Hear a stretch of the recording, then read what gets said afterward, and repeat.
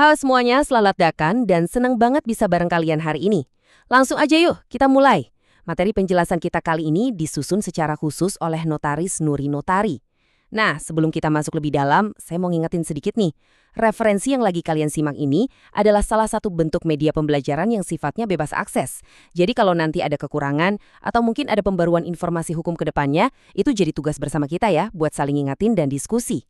Hari ini kita bakal benar-benar bedah mata kuliah hukum perbankan dengan fokus di pondasi dan kelembagaan. Kita bakal ngulik teori-teori esensial dari kacamata para sarjana hukum, mengupas kitab undang-undang hukum perdata, sampai ke perundang-undangan yang lagi berlaku sekarang. Seru banget kan? Yuk, kita mulai.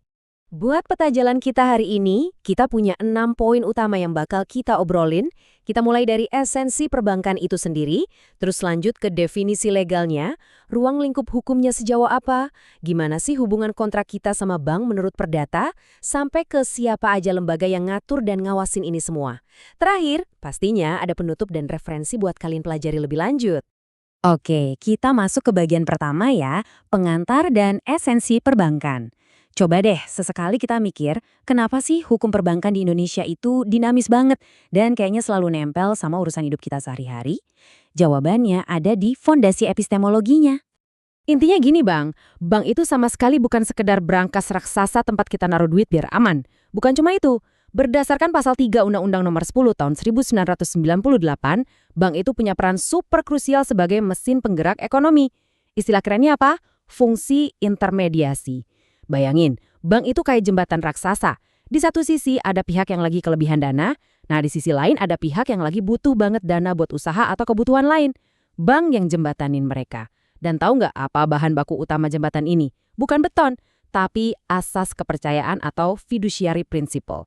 Literally, tanpa kepercayaan masyarakat, sistem perbankan bakal langsung runtuh saat itu juga. Lanjut ke bagian 2. Dari pemahaman soal esensi tadi, kita pasti penasaran dong, gimana sih kacamata hukum kita ngelihat dan ngedefinisi bank secara saklek? Kalau kita buka hukum positif kita, khususnya UU Perbankan tahun 98 dan Undang-Undang Sapu Jagat Sektor Keuangan yang baru aja ada, yaitu UU P2SK, definisi bank itu diikat ketat banget sama sebuah mandat sosial ekonomi. Coba perhatiin deh kalimat akhirnya, dalam rangka meningkatkan taraf hidup rakyat banyak. Jadi, bank itu secara hukum nggak boleh cuma cari cuan atau laba buat perusahaannya aja. Negara ngasih tanggung jawab besar ke bank untuk ikut meratakan kesejahteraan masyarakat. Keren kan? Nah, yang bikin materi ini makin kaya, para pakar hukum juga punya cara pandang yang saling melengkapi soal ini. Kasmir misalnya, dia ngelihat bank dari spektrum yang lebih luas. Buat dia, bank itu ya himpun, dana, nyalurin, plus nawarin berbagai jasa layanan perbankan yang sekarang kan emang makin macam-macam ya bentuknya. Tapi di sisi lain, Mujdar Syah Sinungan lebih milih buat ngezoom ke inti mekanikanya, yaitu soal pemberian kredit dan gimana bank ngatur urat nadi lalu lintas pembayaran kita. Keduanya bener banget, dan perpaduan teori inilah yang bikin kita ngerti eksistensi bank secara utuh. Masuk ke bagian ketiga nih, ruang lingkup hukum perbankan.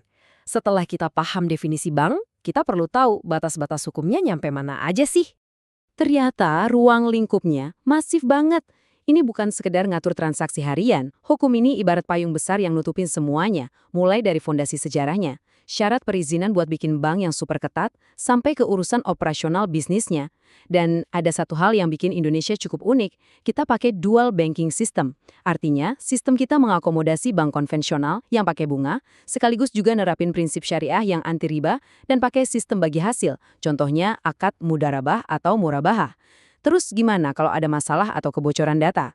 Tenang, hukum ini juga ngatur ketat soal rahasia bank, anti pencucian uang, sampai gimana cara nyelesain sengketa baik lewat pengadilan atau di luar pengadilan.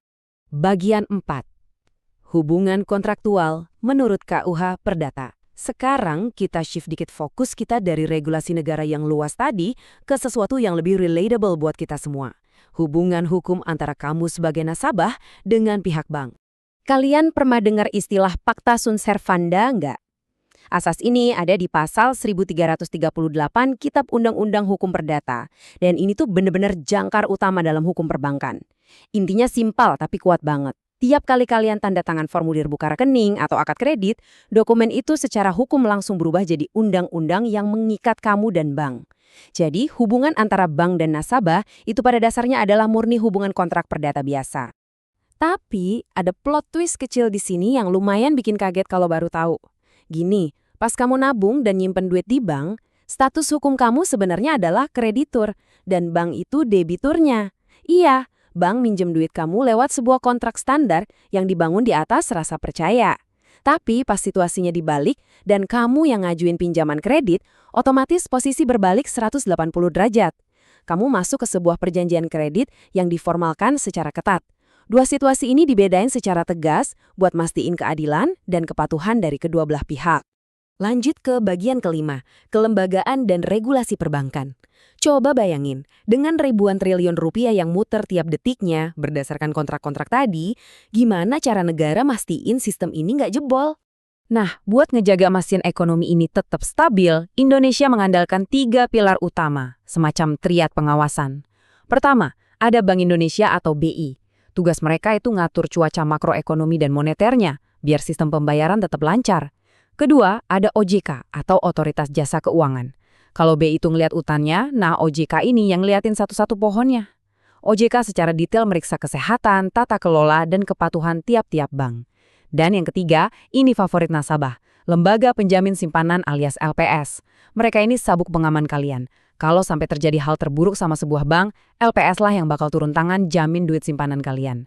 Sistem 3 pilar ini makin diperkuat loh sejak ada UU P2SK. Akhirnya kita sampai di bagian keenam nih, penutup dan daftar pustaka. Sebelum kita benar-benar udahan dari telaah materi yang lumayan padat ini, kita lihat dulu sumber bacaannya. Ini daftar pustaka yang jadi fondasi bahasan kita hari ini.